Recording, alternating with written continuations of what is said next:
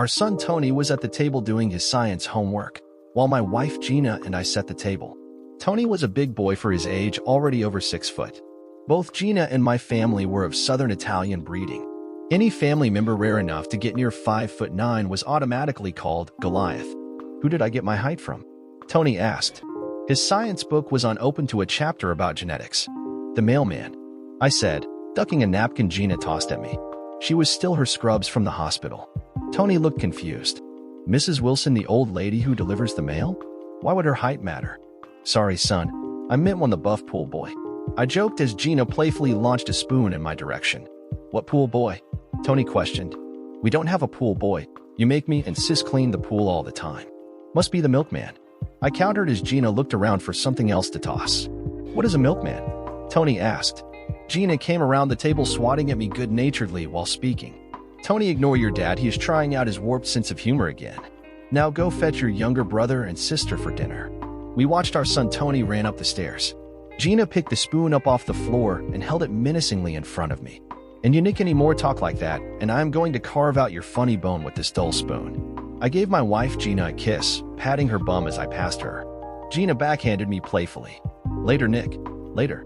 Gina said to me with an impish gleam in her eye. The next day, I was sitting in my little office off the bakery. I had begun baking cakes in odd shapes in my parents' kitchen after I had gotten out of the service to help offset college expenses. It turned out people liked my quirky cake designs. It expanded so quickly I had to build a small building in the adjacent lot to satisfy the health department and get professional equipment. Nick's, as my business was called, had over the past dual decades provided my wife Gina, our family, and I a good living, plus a chance to be involved daily in my 2 boys' and daughters' life, as I could make my own hours and accept jobs as needed. My best friend and family attorney Bruce was with me as we were going over contracts. Bruce was tall, with flowing hair, deep blue eyes, complete with long eyelashes that ladies swooned over. But swooning was all the females could do, as Bruce was 110% gay.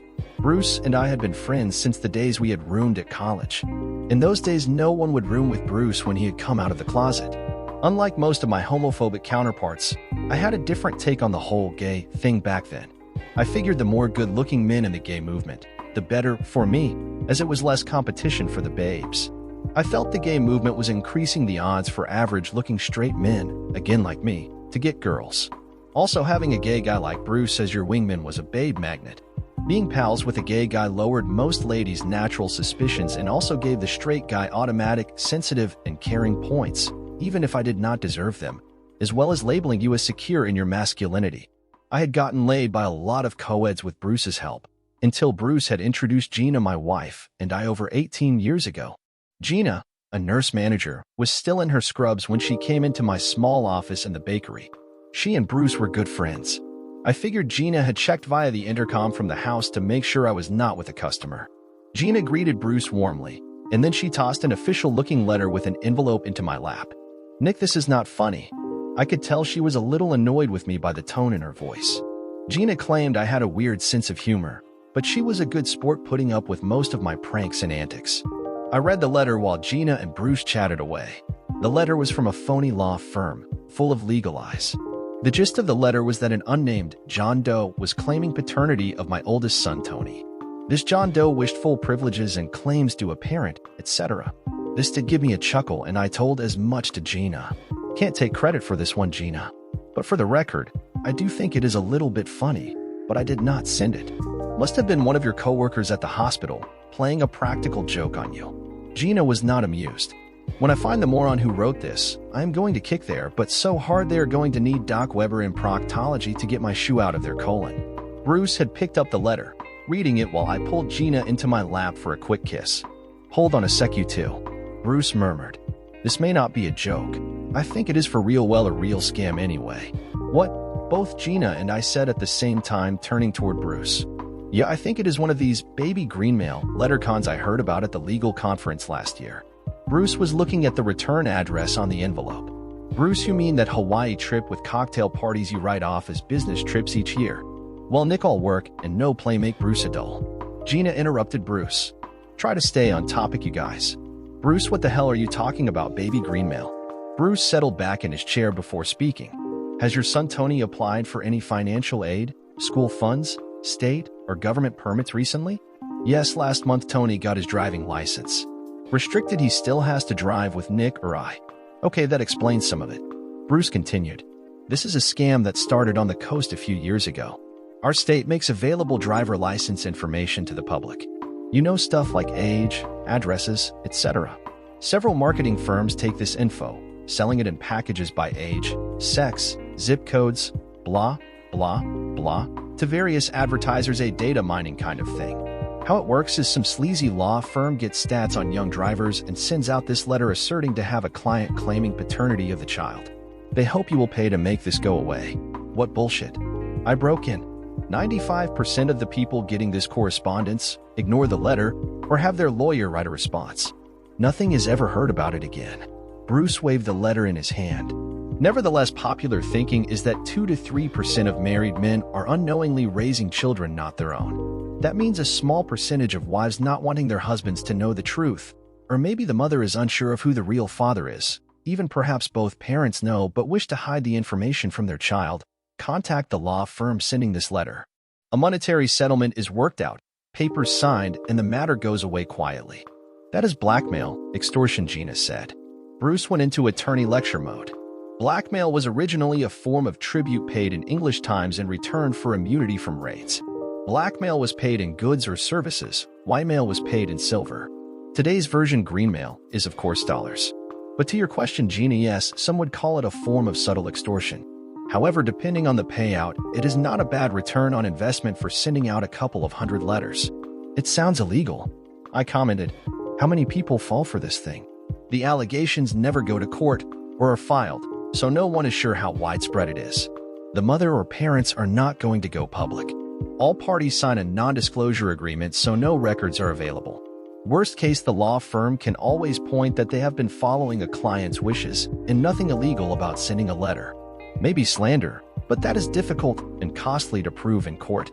Gina was shaking her head. No wonder everyone hates lawyers. My mother still loves me. Bruce grinned, then got serious. Now, Gina, I need to ask, so do not bite my head off. Any chance, no matter how remote, that this accusation has any validity? My wife Gina let loose with a string of words I know she never learned in Catholic school. Whoa, Gina, settle down. I pulled Gina tighter on my lap, laughing at her. You still need to kiss our children with that mouth. Gina drew a breath before speaking. Sorry, guys. Bruce, let me put it this way. You have a better chance of being Tony's father than that a-hole John Doe. Gina gave me a kiss. I have never been with any man but Nick here since the day you set us up. Bruce put the letter in his briefcase. You two don't worry, I'll send a reply to make this go away. With that, Bruce got up, shook my hand, gave Gina a peck on the cheek, then departed. 2 weeks later on a Friday, I came into the house after dropping the kids off at a CYO weekend retreat. I was looking forward to a little mama and me time without the kids. I found Gina sitting at the kitchen table with a bunch of papers and a folder from her hospital in front of her. A glass of wine was in Gina's hand, with the bottle half empty next to her. This was very odd. Gina drank a glass of wine at the occasional dinner out, but she rarely drank at home. Even at our wedding, Gina never finished her glass of champagne. Nick, sit please. Gina was somber as she motioned to the chair across from her. We may have an issue. My heart froze as I thought something was wrong with her. I reached for Gina's hand as I sat down. Gina, are you okay? We will get through this, understand? Gina smiled weakly at me before she began talking. Nick, I have blood type O like a majority of the population, and I always recalled you as having blood type A, like a third of people. Gina took a sip of her wine. Turns out I was wrong. We are both blood type O. Okay, I said, trying not to rush Gina, but wishing her to get to the point. Nick, I had our son Tony tested, and he is blood type A. Actually, a positive. So, I urge her on. Nick, 2 people with type O blood like us cannot create a blood type A, like Tony. I released Gina's hand from across the table. Gina started talking faster. In certain types of autoimmune disease conditions, a blood type can change. I started to panic. Gina, is something wrong with our son Tony? Gina relaxed a little. No, Tony is fine. I had a full workup done on his blood. I do have a little pull after all these years at the hospital. That was true. Gina was a nurse manager for over a decade at the hospital. Nurse managers were like the sergeant major in the military. They ran the day-to-day operations of a hospital. Chief executives may come and go, but nurse managers got things done. I did not like where this conversation was heading as Gina took another sip of wine from her glass. Nick, my worst fear was maybe Tony had been switched at birth like that Kimberly Mays girl back in the late 1970s. I swear to God my heart stopped. Gina pushed some papers across the table at me. These are DNA tests I had done. I grabbed at the papers and frantically scanned them for information. Nick, it's fine, Gina said. The DNA tests are positive. Tony is my son. Thank God. I put the DNA papers down. The thought of... I stopped in mid-sentence as my brain caught up with Gina's words. Gina, you just said DNA proved Tony was your son. I looked her in the eye. You did not say the DNA proved Tony is our son. Now Gina became a bit panicky as she grabbed my one hand, pushing another set of papers toward me. Nick, I never cheated on you. I was never with another man ever. Look at these papers. This set of papers had some security firms on the cover. There were 2 sets. Nick, those are polygraph tests from 2 different agencies. The same firm the state troopers use and a different group that is employed by the Metro Police. You can see right there circled and read the results. I was never unfaithful. I looked at the last page of each report that Gina had marked. Both reports claimed that Gina appeared truthful, answering all questions relating to sex with any other men. I was her one, and only after we had met. I put down the papers staring at Gina. Gina had a feverish look in her face. Nick, there has to be some logical explanation for this. I cut her off. Let me see, Gina, what we have in front of us. I paused as if to think. On one hand, it could be that young Tony is the result of an alien probe that had you impregnated and erased your memory. But since Tony does not look like E.T. or like Reese Pieces, we can safely discount that theory. Nick, please. I kept on going. Hey, Gina, I know. Snapping my fingers. Tony is really the second coming of Christ. The first coming of Jesus had a virgin birth, but well, this would be a close second. I pointed at her wine bottle. Did you have Tony turn this bottle of wine from water before he left today? Maybe we can have Tony step up his game. Multiply some fish and loaves of bread. Sure would help out with the food bills. Nick, your sarcasm is not helping. Gina was trying not to cry. I ignored her. Now, Gina, I have a wild thought. Maybe, just maybe, and I might be reaching here. The real reason Tony does not match my DNA or blood type is... I looked at Gina and raised my voice. 9 months before Tony was born, you screwed some guy. Gina looked stunned. I had never raised my voice to her in all our time together. Gina, are any of the kids mine? Nick, how can you even ask such a question? Gina replied, her voice starting to break. How can I not ask such a question? I tried not to shout. DNA results say only Tony is in doubt. Gina replied meekly. I ran my hand through my hair. Okay, Gina, total truth time. You get one time pass and we can work this out. Who did you screw around on me with? I want the whole story. Who, when, where, why, and how long have I been getting horns hung on me? Gina, I started to tear up. Look at the polygraph report, Nick. I never cheated on you. Goddamn, Gina, that polygraph stuff is bullshit. No court in the land will even accept polygraph tests as evidence. Gary Ridgway, the Green River Killer, passed a polygraph test with flying colors before DNA nailed his bum. Now who is it? Gina was now sobbing and shaking her head. What's the problem, Gina? Did you screw so many guys you cannot figure out who it could be? You still screwing them now? What? Gina jumped up and yelled at me. There was never anyone but you, Nick. I don't understand any of this. It's a nightmare. She sat down with her hands in her head crying. I felt like all the blood had vacated my body. Gina, it would be best if you left now. You can't throw me out of our house. Gina sobbed, looking up at me in surprise. See, Gina, that is where you were mistaken. I pushed away from the table. Just as I mistakenly thought Tony was our son and was wrong. You mistakenly thought this was our house and you were wrong. Mom and Dad gave this place to me long before you came on the scene to screw around on me. Take the mattress. You can put it on your back to save time. Gina tried to gain her composure. Nick, please. We need to work this out. Find out how. What happened? I got up from my chair. I could not take her denials anymore. I'll be gone for 2 hours. I ask you not be here when I return. Gina tried to reach out to me from her seat. Nick, how? What do we tell our children? Our children? I tried not to shout. How about this, kids? Your mom is a cheating 304. I fished the car keys out of my pocket and walked out the door. The next day, I called my friend and attorney Bruce. I explained what happened at last night's discussion with Gina, the DNA results, polygraph test, and outcome. Nick, I am so sorry. Bruce started. Gina is the last person in the world I thought would screw around now or back then. I mean, I really cannot believe it. Are you absolutely sure? DNA tests are 99.9% sure. So what do you think? Nick, it is weird. If Gina cheated, why would she tell you after all this time? Held Bruce, the guilty dog barks first. I don't know. Maybe Gina wanted to get in front of it because of this baby green mail bullshit. Bruce let out a deep breath. This could explain why that lawyer was not scared off by my counter letter or threat of legal action. He keeps pushing for a meeting. They smell blood in the water. Must be looking for a payday. What do you want me to do? Damn, Bruce, I want you to make this go away. I said. Look, Nick, we will admit nothing, deny everything, and make counter-accusations. Remember, it isn't what they know. All that matters is what they can prove in court. So far, they have not filed anything. So it looks like they just want money. A simple, straight-up negotiation deal. It would help a lot if Gina could tell me something about this John Doe and their relationship. I heard Bruce pause before he went on. Did she say anything useful to you? I shifted the phone to my other ear and checked the kids were not around. Hell, Bruce. Gina is still claiming there was no relationship, no sex. She is going for the modified immaculate conception defense. I'm not sure how stupid Gina thinks I am. I was born at night, but not last night. There was a pause before Bruce started talking again. Nick, let me talk to Gina. Maybe I can get something from her. However, no matter what, I will need you and Gina to present a united front at this meeting, the happy couple.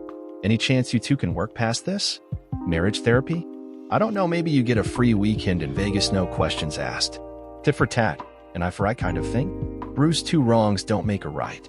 An eye for an eye just makes the whole world blind.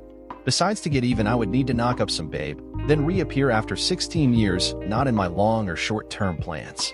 Hell, I am not sure if Gina is still screwing around on me or not. For all I know, she has her head in more guys' laps than a napkin. Nick, you have known Gina close to 18 years, married for over 17 years. What about this Christian forgiveness you always hear about in that church you go to every Sunday? Bruce questioned. Forgiveness? Hell, Bruce. Gina is still claiming nothing happened. I got 12 years of Catholic school under my belt. Last time something like this occurred, a manger and stable were involved, plus 3 wise men came bearing gifts. I was getting angry. No stable or manger at Tony's birth. All I got was a bill from the hospital. If Gina keeps sticking to this lie, what else or who else has Gina's lying ass been screwing, and for how long? Now, Nick. Bruce tried to calm me down. What would Jesus do? What would Tony Soprano do? I shot back. Bruce gave up. Fine, Nick. I'll let you and Gina know about the time for this meeting. Bruce, you will need to contact Gina yourself. Me and the lying virgin aren't talking. Nick, you are one stubborn dago. Bruce uttered before he hung up. I tried to keep my chair from touching Gina's chair in Bruce's conference room. Gina looked worse for the wear and tried to talk to me when we were alone while Bruce fetched the other lawyer from the lobby. Don't say anything, Gina. I cut her off. Unless you want to tell me the truth. Nick, you must believe.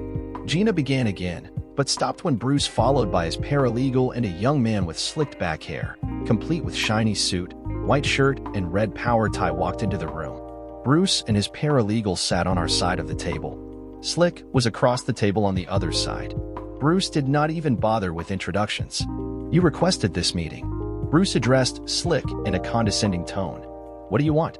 Slick opened his briefcase before answering. As stated in the original letter, our client wishes all the parental rights and obligations due a father to his child. And what child would that be? Bruce questioned. Slick was not to be intimidated. The oldest son of your client there. He pointed at Gina. And the client I represent. Gina started to say something, but Bruce put his hand on her arm before answering his counterpart. You understand, my clients deny this completely unfounded allegation and protest this groundless charge against my client's fidelity and defamatory accusation to their marriage of 17 years. Slick adjusted his tie before speaking. We understand the stress this application has placed on their spousal connection. However, my client needs to be with his son, but does wish to minimize any friction in your client's marital relationship. I am sure that consideration was foremost in your unnamed client's thoughts. Bruce said dryly. Even if these allegations have a shred of truth which we do not acknowledge. In this state, when any child that is born to a husband and wife while married, all rights and responsibilities automatically reverts to the legally wed couple. Slick just smirked. While I appreciate the refresher law course review, I was not asleep in class the day they taught law. My client contends the conception of the boy in question was conceived before your two clients wed. Gina jumped out of her chair. That is a goddamn lie. I have never been with anyone but Nick, my husband, since our first date. Slick. I Gina up and down, his gaze coming to rest on her body. Me think the lady protests too much. I slowly rose, then leaned forward on the conference table, fixing Slick with a cold practice stare before speaking. You best keep a civil tongue in your head. Manners can be taught as well as learned. Slick met my eyes for a moment before looking away. Bruce put an arm on Gina's shoulder while motioning me to resume my seat. Let us all calm down, please. Bruce turned towards Slick. These are entirely outlandish indictments you are making, completely worthy of slander charges my clients are more than willing to pursue in a civil arena. Slick seemed to regain a bit of his confidence. In case you missed law class that day, absolute truth of fact is not slander. He pulled a DVD from his briefcase. While your client there may think the stork brought their first baby, let us take a look at the specifics with our own eyes. He held up the DVD like a prize. Bruce instructed his paralegal to set up the AV system, while the paralegal folded back some panels in the wall to expose a 70-inch LCD display with a rack of audio-video gear. Slick kept talking. We had this DVD digitally transferred from the original videotape. For brevity's sake, it was edited to only the pertinent sections. Bruce crossed his arms on his chest. I saw he was not going to yield an inch in this legal skirmish. Bruce replied, "We will wish our own people to verify the accuracy of any content from the original media. I would expect no less." Slick purred. "We will make the master available to you at your earliest convenience." He pressed play on the DVD remote and video appeared on the large LCD display. A scene with loud audio showed a much younger, slimmer Gina surrounded by her girlfriends at a party. Judging by the decorations, it was Gina's bachelorette party in a dual-level hotel suite. Drinks and food were in evidence. The camera must have been handheld as the video was a bit shaky. Slick froze the DVD. Noticed the time-date stamp in the corner. He was drawing attention with a laser pointer. This is 1 full week before your client's legal wedding day on file. The TV in the far background is tuned to daytime programming that you will find corresponds to the same date and time. He then unfroze the DVD. The next clip had 5 male dancers dressed in the Old Village People YMCA characters: cop, construction worker, cowboy, Indian chief, and biker. The young, slimmer version of Gina was seated in the middle of the room wearing a bridal veil on her head. The Village People wannabes took turns gyrating in her face and dancing for the cheering females. The video was frozen again when a construction worker posed in front of a seated, smiling younger Gina holding a large drink. Slick circled the costumed construction worker with his laser pointer. "This is my client and biological father of the child in question." Bruce had to clamp down on Gina to prevent her from jumping up.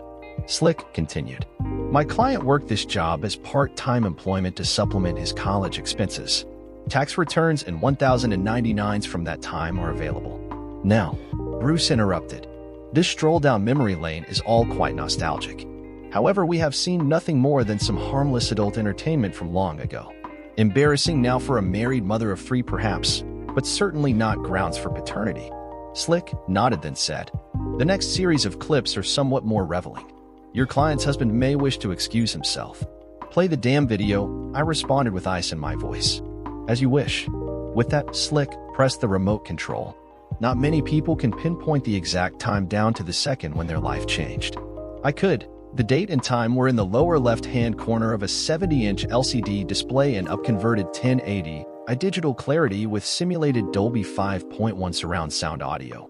On screen was one of the hotel suite bedrooms. The camera must have been on a dresser or tripod as it was a steady fixed shot.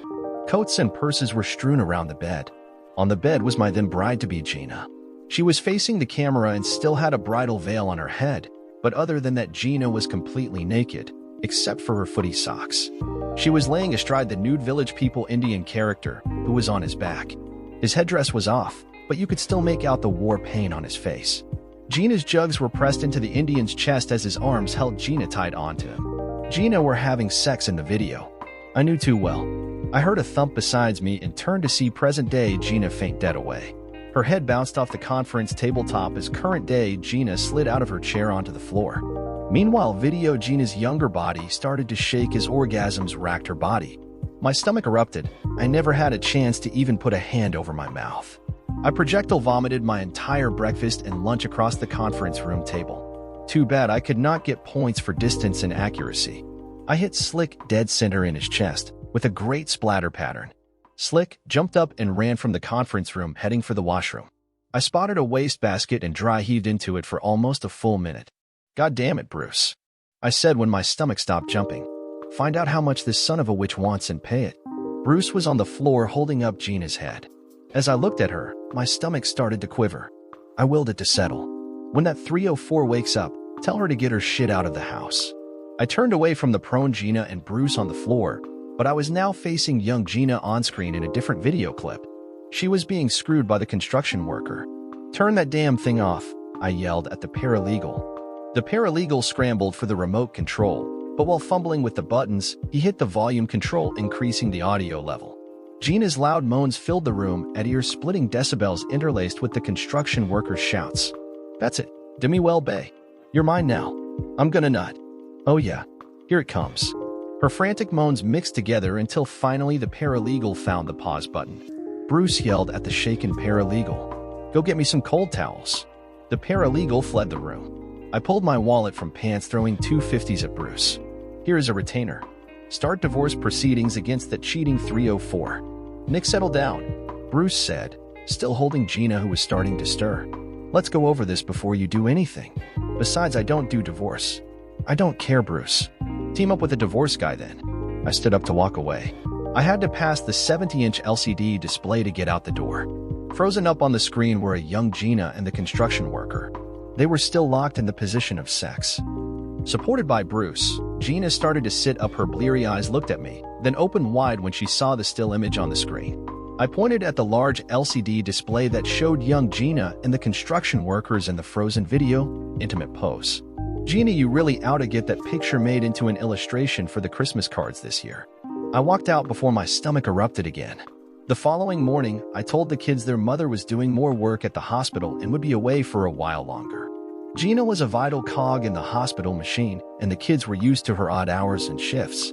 Only my oldest son, Tony, gave me a disbelieving look while I told my white lie. Gina filled my answering machine and cell phone with messages. I was too pissed to listen at first. After I listened to a few of Gina's messages, my anger did not abate. "Nick, please." Gina's voice was strained and hoarse. "I don't how that man. Men got me in. I do not remember any of it. If I had not seen that video, I couldn't believe it was me. I must have a mental problem. I will take any test you want, submit to a neurological exam, psych evaluation. I'll wear an ankle monitor, GPS tracker, pay for detectives to follow me. I swear you are the only man I ever loved or needed since our first date. I feel so lost, so confused. I never wanted anyone but you. I miss you. I miss our children, and I do mean our children. I am sorry you had to watch that display. I am sorry I had to watch that disgusting." Her voice broke into sobs as I deleted the message. Thank God I had 2 orders to fill. These would take my mind off Gina. I had a hard time deciding what upset me more, that Gina had orgy a bunch of guys before we had wed, the thought she was still doing it now, or that she had hid and lied about it. Hell, even now Gina never said she was sorry for what she had done to me, to our family, our son. Gina still would not take responsibility for the jackpot she had dropped this family into. Well, screw her. The intercom broke into my thoughts. It was my oldest son, Tony. "Dad, Uncle Bruce is here to see you." Bruce strode into my work area before I had a chance to answer. "Nick, let's go into your office. We need to talk in now." Seated in my office, Bruce started in before I sat down. "You told me you wanted this paternity thing with screwing John Doe and Tony to go away.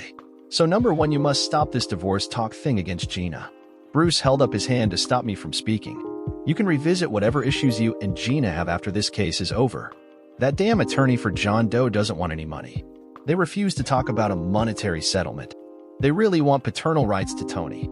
Personally, I don't think they have a chance in hell, but I need to show a loving, stable family home with 2 good parents plus a strong father figure. Court judges like that. Let's not give John Doe any ammo to use." I slumped into my chair. "Fine, I'll stay the divorce with that cheating liar Gina for now. What argument are you going to use when the court sees the video and orders DNA tests?" I mimicked a deep, commanding tone. "Your Honor, as you can see from the video, my client Gina just had sex. Therefore, biologically, conception couldn't have occurred at that particular orgy." "Nick, shut up and listen." Bruce rubbed his hands together. "This is important. They have filed a..." Bruce launched into a bunch of legal mumbo-jumbo. "Bruce, stop," I said. "Plain English, please." "Sorry, Nick," Bruce mumbled. I had planned to ask for a dismissal, then if needed to delay, install with motions and roadblocks until your son Tony turned 18, then none of this would have mattered. But they have asked the court to put this case at the top of the list and be heard immediately. It is a rare tactic used only if someone's life is in danger, or one of the litigants is going to flee, or a medical condition that cannot wait. Things of that nature. Bruce, I broke in. If they try to take Tony away, I will pack up this clan in a heartbeat and make a run for the border. Bruce put a pained expression on his face. Let us not go there yet, Nick. In this hearing, which is tomorrow, by the way, the judge can grant the motion and the case will be heard within 24 hours. The judge can dismiss the motion and tell John Doe to wait his turn for a court date. Or, in this our best hope, the judge will dismiss the case as I've asked and throw out the petition completely. Then it's game over for Mr. John Doe, and we can do our happy victory dance. Bruce, you are saying our chances are only 1 in 3? No, Nick, much better. Judges do not like cases that jump the line. Over half the time, they tell the petitioners to wait their turn on the docket like everyone else. Maybe less than 5% of the cases are deemed urgent and get emergency status granted. We have a much better chance of the judge dismissing the case and throwing out the petition than they have of getting this heard quickly. Bruce rubbed his hands. This John Doe guy waited over 16 years. I would love to find why they in such a hurry now. Why don't you ask Gina to help? Maybe she can screw it out of him. Bruce ignored my response. The odds are way with us on this thing. Smart money is it will get dismissed. However, one never knows in a courtroom what a judge will do. Given the possibility that this John Doe is related to Tony, I would be remiss if I did not ask if you wish for us to open talks about possible visitation and ground rules concerning your son Tony and this John Doe. I gave Bruce a cold stare. Bruce talked right through my glare. Nick, I am saying it would better if we were able to set the parameters of any conditions concerning John Doe and your son Tony rather than have a court dictate the terms. Bruce, there will be snowball fights in hell before I let that prick near my family. Bruce gave a chuckle. Gina said the same thing, but in much more colorful terms. She can make a sailor blush. That's so, Bruce. I said, I would think Gina would welcome the chance to relive some old orgy memories with her baby's daddy. Get the old village people band back together. Nick, I don't mean to play marriage helper, but when you stormed out of that meeting, Gina was almost hysterical. We had to get one of doctors from the clinic the next floor up to give Gina something to calm her down. Gina kept saying over and over it wasn't her, couldn't be her. She claims she has no recall of the event. Bruce looked at his hands. I've never seen anyone so distraught. She was devastated. Either Gina is a hell of an actress or the best liar I ever met. Maybe she is a sociopath, Bruce. I offered. Gina beat 2 polygraph tests. Who knows what else she has done? Or with who? Anyone who can lie like that must have no conscience. I don't think so, Nick. Bruce answered. Gina is a shattered woman. I spoke to her today. Gina can't bring herself to admit she was involved in these things. But DNA and facts like that video don't lie. Gina is terrified that she may lose her son, her marriage, and her husband. She does not know what to do. How about the truth for starters? Nick, it is often said that men regret the women they had a chance to have sex with but didn't. Women regret all the men they did have sex with. Maybe that is the case and Gina is blocking the whole event out of her mind. You two have a lot of history together and a family. I guess you got to ask yourself if you were better off with Gina or without Gina. I know that, Bruce. If I had to make a call now, Gina would be gone, but I am not going to endanger Tony's chances due to her lies. How can I trust her? Hell, Gina won't even admit she did anything to me. Nick, right now, Gina is having a hard time admitting anything even to herself. Even this big an error. Well, Bruce, there you go. An error only becomes a mistake if you do not correct it. Once this mess is settled, I'm going to correct this error and have Gina served. I was trying to keep my mind off the hearing the next day. Bruce told me not to attend. He said we needed to act like this charge was so much baloney we did not deem it worthy of our time. I kept looking at my watch and the phone. Dad, your 3 o'clock appointment is here. It was my son Tony on the intercom. I glanced down at my day planner. Gone with the Wind was scribbled in at 3 o'clock. I had been so distracted I didn't even enter a contact name sheet. I checked to see no flour or frosting was on my clothes, then straightened my tie. I activated the voice recorder pin in my shirt pocket used to record all my business dealing. I had learned the hard way that it was best to have both a written contract and verbal record when dealing with many of these brides. Something about weddings turned the meekest young ladies into bridezilla. I ushered in a tall, blonde, slender lady in her early 30s. She was quite attractive with a nice figure. I saw a ring on her finger. Thank God not a wedding order, most likely an anniversary or birthday. Thank you for seeing me. She began. May I call you Nick? Certainly, miss. I opened. It's Mrs. She held out her hand as she sat down across from my desk. But please call me Amber. Well, Amber, what kind of cake do you need?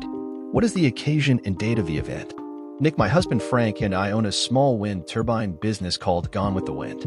Amber passed over a photo that displayed Amber with a smiling small blonde girl and a man I assumed was Frank. This is us with our 10-year-old daughter. I looked over the photo. The man Frank looked vaguely familiar. Nice family. I commented. I have a daughter that age also. I pointed behind me to a photo of our family on the wall in Better Times. Nick. Amber began as I placed her photo on the desk in front of her. You have the ability to do something very special for my daughter. Something that will impact her life.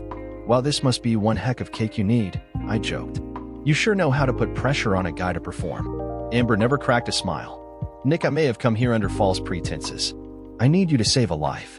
I don't understand, Amber. I decorate cakes here, not CPR. Amber pulled a tissue from her purse. This is going all wrong. Amber wiped her eyes. Let me put all the cards on the table.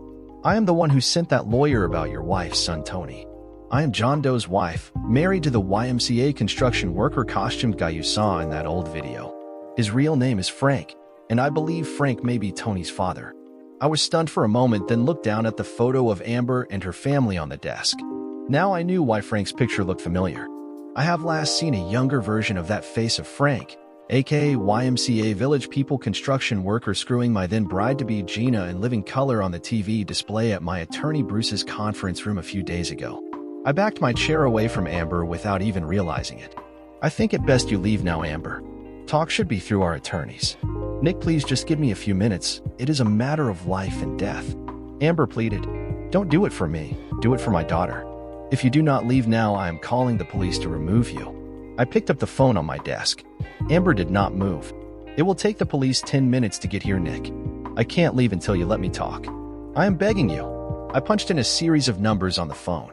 Naturally, I did not reach my caller, but got Bruce's voicemail. I left him a message to call me immediately. I turned toward Amber. I'm not saying anything without my lawyer Bruce present. Amber breathed a sigh of relief. You do not need to say anything. Just let me speak, please. I pulled a wind-up timer from my desk drawer and spun the dial. You have 10 minutes. I placed the timer in front of her. Amber took a deep breath before she began. I first want to say I never wanted it to be like this. When I employed that law firm, I was told the matter would be handled with the utmost discretion and delicacy. They promised inquiries were to be tactful, diplomatic, respectful, and in the strictest confidence. It horrified me to find out the nuclear bomb method that was used and the damage and pain it has brought to your family. Believe me, it was never my intention to hurt your loved ones. I crossed my arms, keeping my face poker straight.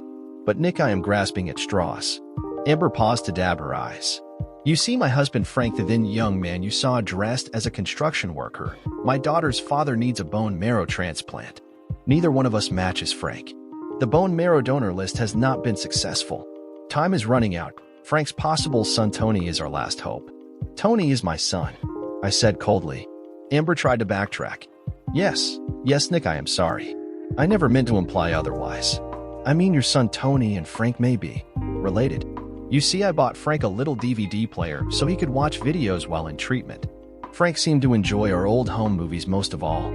I transferred all our old tapes, our vacations, my daughter's birthday parties, even old stuff from his college days. Frank really got a kick out of those. When I found that tape of your wife's bachelorette party, I thought that maybe, just maybe Frank, when he did his YMCA construction worker gig back then, had a relation from that encounter that might save his life. Amber looked up at me, but I just stared back at her. Nick, you do not know how desperate I was. A few hours searching on the web of old wedding announcements from around that date on the tape, and I found out about Gina. More digging revealed the birth of your wife, Gina's son, Tony. The timeline fits. I never meant to pry, but your actions since the meeting lead me to believe you have questions about your son Tony's paternity. I know it is an incredible long shot, but a HLA tissue type test will tell us if Frank's son, I mean your son Tony, can save Frank's life. Give my daughter her father. I said nothing. Nick, most of our money is tied up in our business, and I have a small trust. Amber had tears in her eyes as she pulled out some papers from a purse. I will sign over my half of the business to you right now if you allow Tony to have a HLA tissue type test. My other portion of the business is yours if the marrow matches and you allow Tony to donate." I sat still as a stone staring at her. Amber put down the papers on my desk. She looked at me while I said nothing. After a few moments with tears streamed down her cheeks, Amber said in whisper, "Men say I am pretty." Amber stood up. "I have never been with any man but Frank." She wiped away her tears. "I will do anything you want right now, or anywhere you want as many times as you want, if you allow your son Tony to have a HLA tissue type test." Her face had full pouty lips marred only by tears silently dripping from her eyes.